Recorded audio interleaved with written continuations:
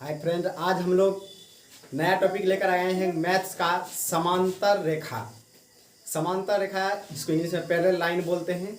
आज हम लोग जानेंगे समांतर रेखा क्या है, समांतर रेखा का क्या गुण होता है, समांतर रेखा को यदि कोई प्रतिच्छेदी रेखा काटता है तो कौन कौन सा कोणों का युग्म बनता है, और साथ ही समांतर रेखा का क्या शर्त निकलता है। तमाम बातों को जानकारी हम लोग देखेंगे। अंत तक वीडियो देखें और वीडियो देखने से पहले इस चैनल को ज़रूर सब्सक्राइब कर दें ताकि आप तक नोटिफिकेशन ज़रूर पहुंच पाए और आप तमाम एडवांस मैथ का जो ज्योमेट्री का प्रोग्राम होता है उसको आप आसानी से देख सकें और समझ सकें।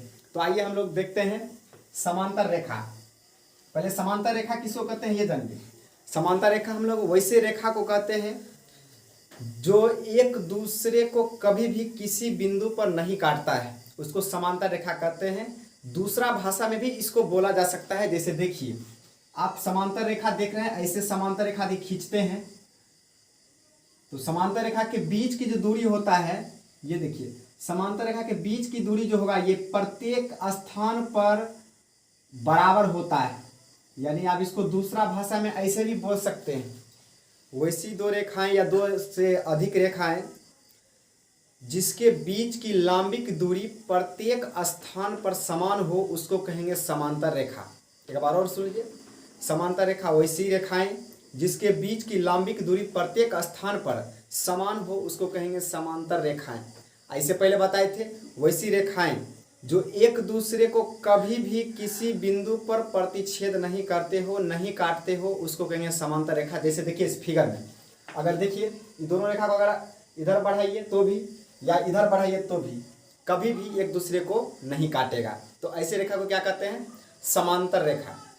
समांतर रेखा को काटने वाला एक अन्य रेखा भी होता है जिसको हम लोग तिर्यक रेखा बोलते हैं, ट्रांसवर्जल लाइन बोलते हैं उसको। जैसे अगर मान लीजिए समांतर रेखा दे दिया जाए, ऐसे समांतर रेखा, और ये समांतर रेखा को काटने वाली जो एक अन्य रेखा इसे काटेंगे, इसको कहेंगे ट्रांसवर्जल लाइन।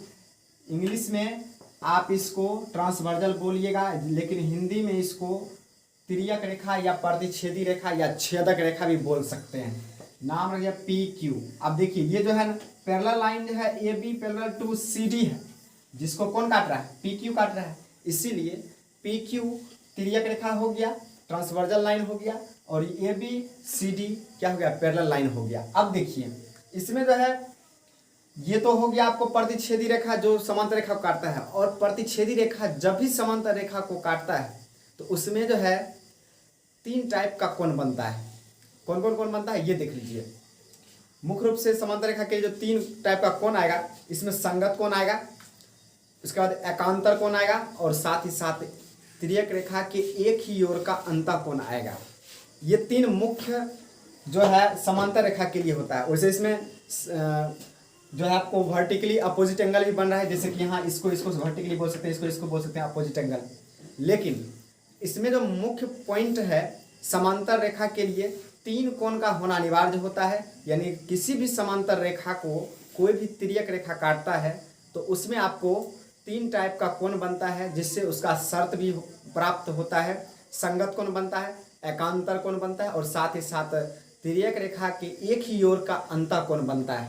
अब तीनों में क्या आपको डिफरेंस है, कैसे आपको पता चलेगा कि संगत है या फिर एकांतर है? एकांतर भी दो टाइप का बनेगा, एक एकांतर अंतः होता है, एक बहिर एकांतर कोण होता है। तो इसके बाद हम लोग देखते हैं कि कैसे बनता है। पहले आप जानिए किस तरह से पहचानिएगा संगत कोण, एकांतर कोण और एक ही ओर का अंतः कोण।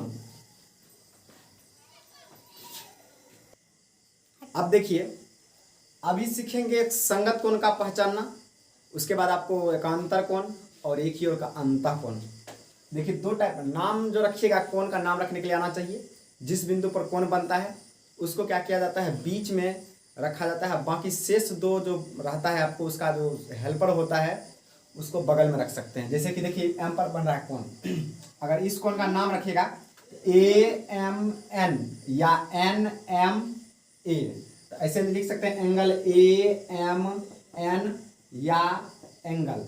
अब देखिए इधर CN, यहाँ M का रखना है तो NMA। तो दो टाइप का नाम रख सकते हैं। तो फिलहाल ये देखिए, अब इसमें देखिए आसान तरीका बताते हैं। आसान क्या है कि इसमें नाम रख देते हैं ऐसे 1 2 3 4 5 6 7 8 ये नाम रख दिए। अब इसमें पहचानना है संगत कोण।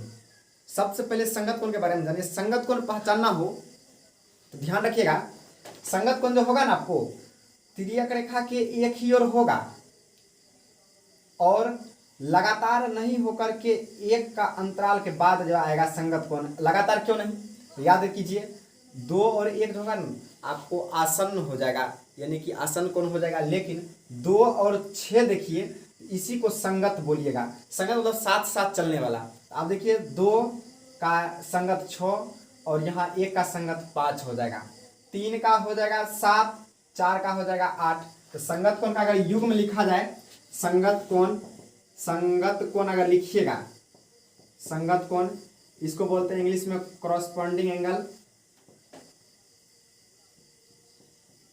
कॉरस्पॉन्डिंग एंगल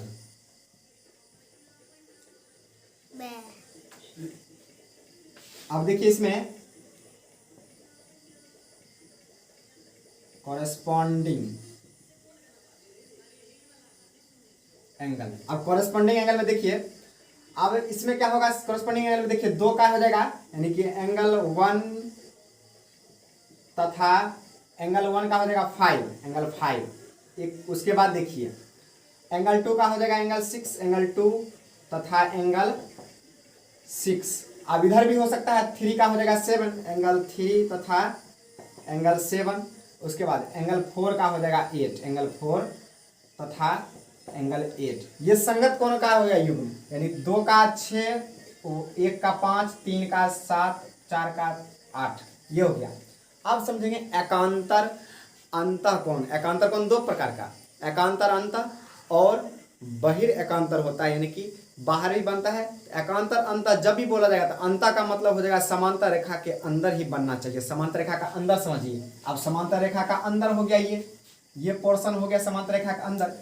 और एकांतर का मतलब हुआ एक भाग का अंतर भी होना चाहिए, और साथ ही एक भाग का अंतर होने के साथ साथ समांतर रेखा के बीच में भी होना चाहिए, यानी उसी के अंदर में होना चाहिए। अब देखिए अगर एकांतर अंतर देखिएगा, इसमें देखिए 1 का हो जाएगा 7, 4 का हो जाएगा 6, ये हो गया एकांतर अंतर।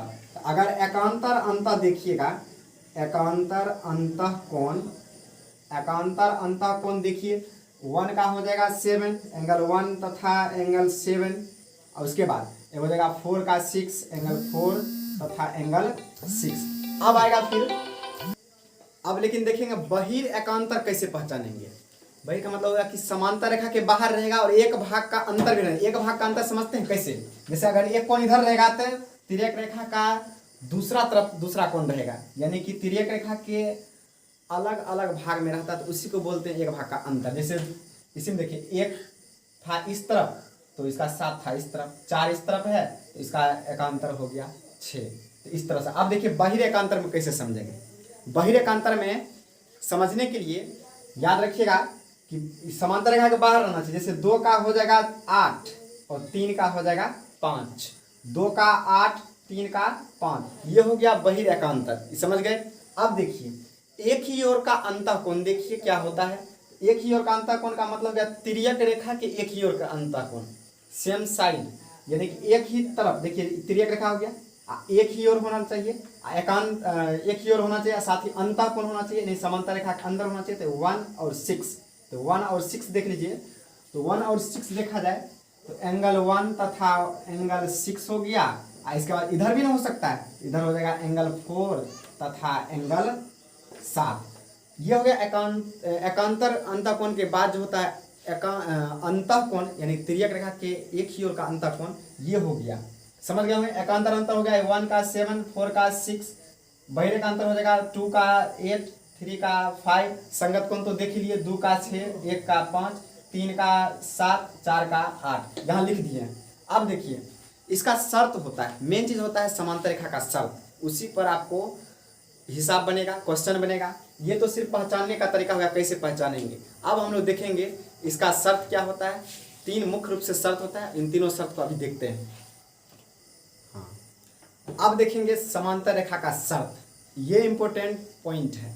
समांतर रेखा का शर्त होता है यदि समांतर रेखा को कोई एक तिर्यक रेखा काटता हो। मान लीजिए जैसे ये ए बी समांतर दे दिया आपको सी डी तथा पी क्यू तिर्यक रेखा है, तिर्यक रेखा है।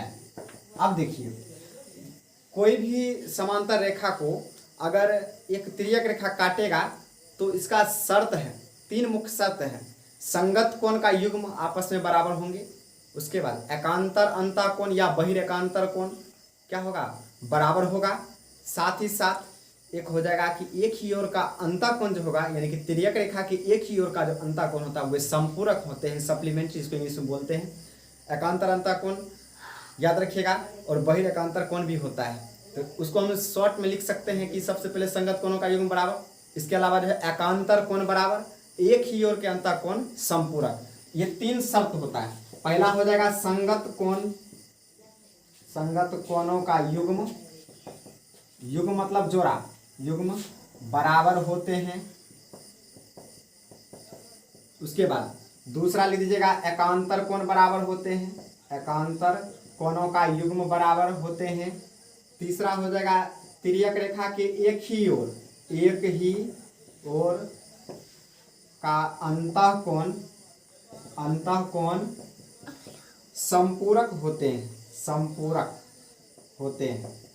अब देखिए संपूरक होना, संपूरक अर्थ बताए हुए हैं। संपूरक का मतलब होता है कि जिन दो कोणों का योगफल 180 डिग्री हो जाए उसी को सप्लीमेंट्री एंगल यानी कि संपूरक कोण कहते हैं। अल्टरनेट इंटीरियर एंगल का अर्थ होता है एकांतर अंतःकोण। उसके बाद कॉरस्पॉन्डिंग एंगल का मतलब होता है संगत कोण, इंग्लिश का हो गया। अब देखिए इसमें पहचानिए आप, जहां पर भी समांतर रेखा रहेगा आप तीनों में से कोई ना कोई कंडीशन लगा सकते हैं। अब देखिए जैसे संगत कोण बराबर होते हैं, जैसे 2 बराबर हो जाएगा 6, क्योंकि संगत कोण है 2 का एंगल संगत है 6। उसी तरह से यहाँ जो है 1 है तो 1 का संगत क्या हो जाएगा 5, 3 का हो जाएगा 7, 4 का हो जाएगा 8। तो ये आपस में युग्म जो लेंगे, जिसका जो युग्म रहेगा वो आपस में क्या हो जाएगा, बराबर हो जाएगा। यानी कि आप कहेगा कि 3 किस एंगल के बराबर है, तो एंगल 3 और एंगल 7 क्या हो जाएगा, आपस में बराबर हो जाएगा। किस कोण के कारण, तो संगत कोण के कारण, कॉरस्पॉन्डिंग एंगल के कारण। 4 एंगल 4 इक्वल हो जाएगा एंगल 8 कॉरस्पॉन्डिंग एंगल के कारण। उसके बाद इंटीरियर अल्टरनेट एंगल देखिए, अल्टरनेट इंटीरियर एंगल जो होता है, अब देखिए इसमें क्या होता है, यहाँ 1 था तो 1 का अल्टरनेट एंगल हो जाएगा 7, 4 का हो जाएगा 6। इसी प्रकार से बाहर में भी देखिएगा तो 2 का हो जाएगा 8, 3 का हो जाएगा 5। अब एक ही ओर का अंतःकोण संपूरक होना, इसको समझिए। एक ही ओर का अंतःकोण हो गया एंगल 1, यहाँ है 1, यहाँ है 6, तो angle 1 plus angle 6 equal 180 degree, और यहाँ हो जाएगा angle 4 plus angle 7 equal 180 degree. ये हो गया समांतर रेखा का शर्त। अब इस पर नॉमेरिकल भी पूछेगा, जैसे यहाँ दे दिया 45 डिग्री, एंगल 2 इक्वल है 45 डिग्री, और कहेगा कि एंगल 6 का मान बताइए। तो डायरेक्ट अगर याद रहेगा कंडीशन कि जैसे ही समांतर रेखा को कोई तिर्यक रेखा काटता है तो संगत कोण आपस में बराबर हो जाता है, तो इसलिए जितना 2 का मान है उतना ही 6 का मान हो जाएगा। यानी कि अगर 2 एंगल 45 है तो यहाँ एंगल 6 भी हो जाएगा 45 डिग्री। तो आप लोगों ने देखा कि कैसे समांतर रेखा का शर्त होता है, इस पर नॉमेरिकल भी बताएंगे आगे। आज के वीडियो में बस इतना ही रहने दीजिए।